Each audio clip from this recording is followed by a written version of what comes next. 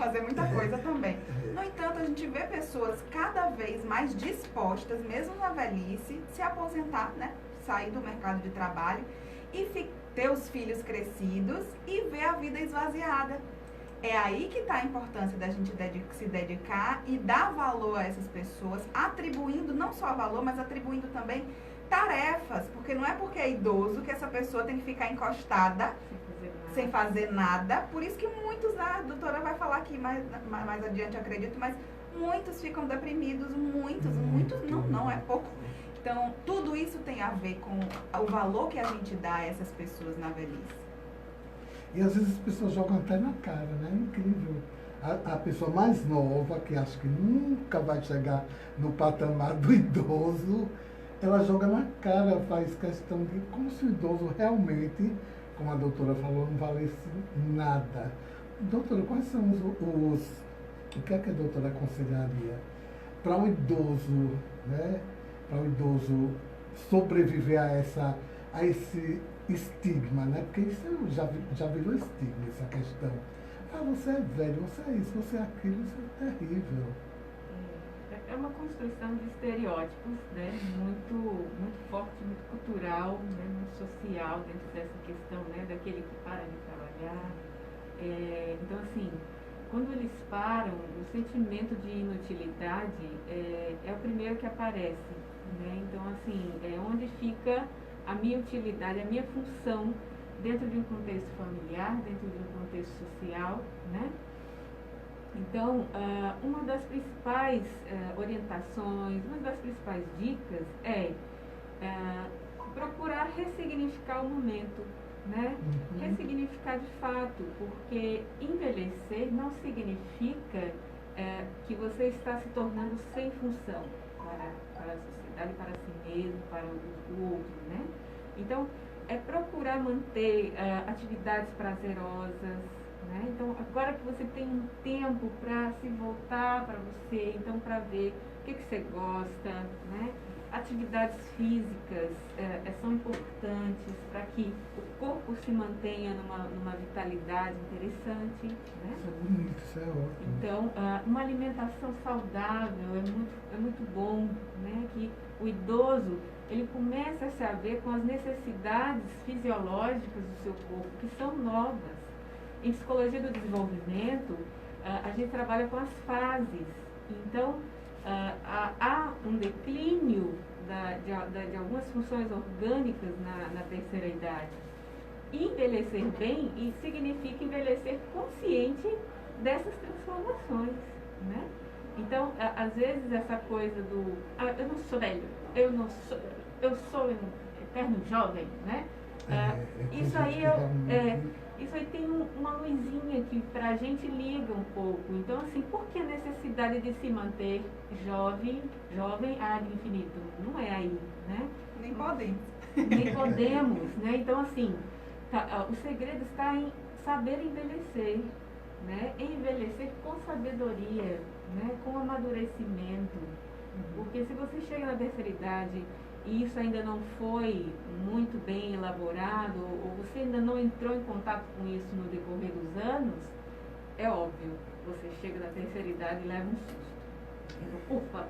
Eu acredito que a pessoa deve tomar um seu susto. É um susto, porque não tem aceitação principalmente. Isso, porque o corpo é da ordem do real, né? Não tem como a gente fugir do corpo. Então, é uma coluna que dói mais, é um fôlego que já não é mais o fôlego como era antes, né? Uma visão que está um pouquinho embaçada. Então, são coisas que vão nos dando sinais. E se a gente quer passar por cima, a gente não se dá conta das transformações que estão acontecendo. Aí, por isso que acontece o choque. Né? O choque acontece porque o real do corpo nos chama, nos convoca. E ansiedade versus idade, doutora? Em que sentido? O idoso ansioso, porque eu tenho a impressão que o idoso ansioso ele deve ter atitudes de uma pessoa que não é velha. Não é porque a ansiedade, eu acho que lhe estimula. Eu tenho a impressão disso, que a ansiedade é uma coisa... Ou não também, né? Isso. Você fala, né, o idoso com ansiedade. o idoso com ansiedade, ele vai estar num movimento acelerado, claro. O pensamento dele vai estar lá na frente e ele vai estar cá atrás. Você falou disso agora, e eu vi há pouco tempo, eu ouvi uma entrevista do Oswaldo Montenegro falando sobre a ansiedade dele e a idade, né, a chegada da idade. E ele dizendo, né, parece que eu fui e fiquei. O corpo não deixa. Né? Incrível. Então, assim, tem algo aí de uma atualização psicológica que o sujeito deve fazer, né? Porque a ansiedade nos mobiliza a querer buscar, aí em frente, aí atrás, mas você tem esse corpo que não vai lhe acompanhar nesse pensamento, né? Nem na idade mais jovem isso acontece, porque o próprio transtorno de ansiedade te coloca num movimento muito rápido, então os pensamentos, eles são constantes, né? E isso vai causar angústia, né? Então, assim, para o idoso ansioso, pode ter um lado positivo de que é essa energia, né, psíquica um pouco que vem para dar essa movimentação, mas também tem um lado negativo, que não deixa de causar angústia, né? Porque vai sentir as limitações, vai sentir os embargos diante da realidade, né? Então, o equilíbrio é tudo, né? É um equilíbrio, né? Equilíbrio. Doutorina, no caso do idoso, aquele idoso que a família é sanguessuga, pega ele, coloca só os 30 dias e depois tira todo o dinheiro, depois que tira o dinheiro, joga ele de volta para o pior lugar, né? Que é o lugar obscuro, a solidão. No caso, se ele procurar a lei, quais são as coberturas que a lei pode passar para este idoso? Infelizmente, esse caso que você está retratando, Beto, é muito comum. Muito comum mesmo. Famílias inteiras que dependem muitas vezes daquele benefício daquele idoso que já ganha muito pouco. Já ganha muito pouco. Porque quando você chega na idade, na velhice, você tem despesas que antes você não tinha, como medicamentos caríssimos. Muitas vezes o Estado fornece todos os medicamentos e tratamentos, mas muitas vezes não. E o dinheiro se ocupa de ter que arcar com essas despesas novas e necessárias, fundamentais. Plano de saúde para pessoas idosas, gente, é absurdo. Então, assim, muitas vezes, muitas famílias, principalmente de baixa renda, precisam daquele idoso, porque tem o dinheiro certo todo mês, né? Seja do benefício, do LOAS, ou seja, da aposentadoria mesmo. E aí acaba que muitas famílias dependem daquele dinheiro para sobreviver. É aí que está o problema. Que o dinheiro é do idoso para o idoso. Se ele trabalhou a vida inteira, tem aquele dinheiro na velhice, aquele dinheiro é para ele e dele. Mas muitas pessoas não se dedicam a contribuir de forma benéfica para aquele idoso, né? Muitas vezes, muitos idosos não têm como mais ir no banco, controlar seu próprio dinheiro, por questões mesmo de ou mobilidade física, ou também, né, algum problema enfim, nas suas faculdades mentais, em plenas faculdades mentais, então tudo isso dificulta. É aí que vem a questão da proteção da lei, né? Primeiro, em relação àquele idoso que não tem aposentadoria, que não recebe LOAS e está lá sem ter como sobreviver. Como é que ele vive? O próprio Estatuto do Idoso diz: o idoso deve ser amparado por obrigação alimentar dos filhos, em primeiro plano. Então, todos os filhos têm a obrigação solidária de contribuir para o sustento daquele idoso. O idoso pode escolher de qual filho ele vai pedir o alimentos, e ele pode entrar na justiça, igual com criança, né, que a gente está mais acostumado a ver com crianças. Igualzinho acontece com o idoso, ele entra com ação na justiça, com ação de alimentos, e pede para aquele filho contribuir mensalmente com a pensão alimentícia em favor dele. O que é, assim, gente, absurdo, porque normalmente aquele idoso já serviu a vida inteira para aquela família e para aqueles filhos. Né? Em tese, o retorno Exato. deve ser... E é diferente, por exemplo, quando é uma criança em que a mãe toma a decisão de pedir os alimentos para aquela criança. Mas aquele idoso que já passou a vida inteira cuidando daquela família, quando chega na velhice, ele tem vergonha, ele tem tristeza em pedir alimento para os filhos que deveriam ter a obrigação de mantê-los, né? Mas a lei resguarda e os filhos têm a obrigação de pagar.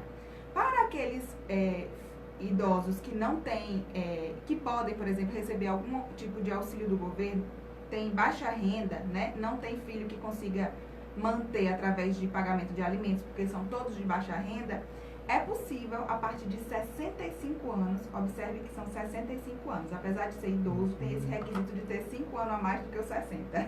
Então tem que ter 65 anos, tem que ser considerado de baixa renda para ter direito a um benefício pago pelo governo federal, que é um auxílio da assistência social, né? As pessoas chamam de LOAS, que é porque é a lei orgânica e tudo, da assistência social, e é essa lei que dá a esse idoso um salário mínimo para sobreviver por mês. Meu Deus, como se, né? Como se bastasse. E o pior ainda, muitas vezes esse dinheiro sustenta a família inteira. E aí você me perguntou, no caso da família se apropriar do dinheiro desse idoso, o que é possível ser feito?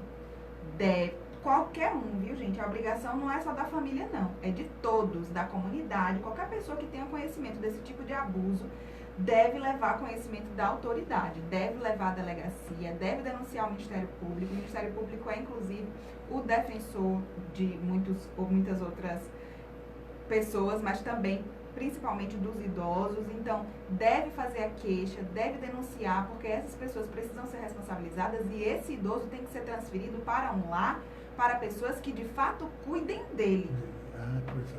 É igual a criança. O que vai ser analisado sempre é o melhor para o idoso e não para as pessoas que cuidam dele.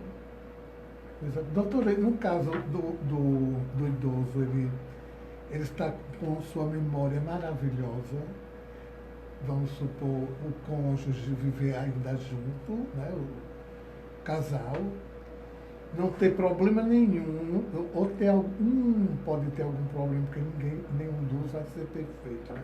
Imobilidade, um tem um problema de mobilidade e o outro esteja bom. Nesse caso, o casal pode morar só ou é obrigado a algum filho acolher na casa dele? Não, cada caso é um caso, né? Por exemplo, tudo vai depender do que é melhor, qual é a melhor estrutura para esse idoso permanecer. Por exemplo, eu me lembro muito da minha avó, que ela amava ficar lá na nossa casa, mas ela tinha amor pela casa dela, pelas plantas dela, pelo lugar dela, né? A gente tinha que ir lá todos os dias visitá-la, então, levar o almoço, mas ela gostava de ficar, aquilo ali para ela era muito bom. É claro que existem casos em que não tem mesmo condição do idoso ficar só, porque ele precisa de uma assistência, seja de um cuidador 24 horas por dia, porque não consegue, por exemplo, levantar, não consegue fazer sua própria comida, enfim, tudo isso tem que ser levado em conta de acordo com a situação específica. Agora, sempre vai ser analisado qual é a melhor situação para o idoso. Muitas vezes ficar em casa, vamos dizer, você falou aí, né? Um casal, onde um deles tem problema de mobilidade e o outro não. A princípio, nessa análise não haveria problema, desde que eles ficando lá sozinhos não traga problemas para eles próprios. Agora, é claro, será que não é necessário um cuidador para ajudar? Porque a senhora também idosa já não consegue, né, cuidar do mesmo jeito do marido, que tem a dificuldade lá de mobilidade. Talvez um cuidador seja necessário. E se não tem condição de ter um cuidador, vai ter que morar com um dos filhos, infelizmente, ou o filho morar com os pais, e aí medidas precisam ser tomadas para que sempre o melhor para o idoso seja colocado como primordial. Doutora, o filho pode desistir do pai ou da mãe rapidinho e botar numa creche ou numa casa de acolhimento? Então, aqui no Brasil a gente tem muito preconceito com casas de acolhimento, porque infelizmente as casas de acolhimento não são muito boas, né?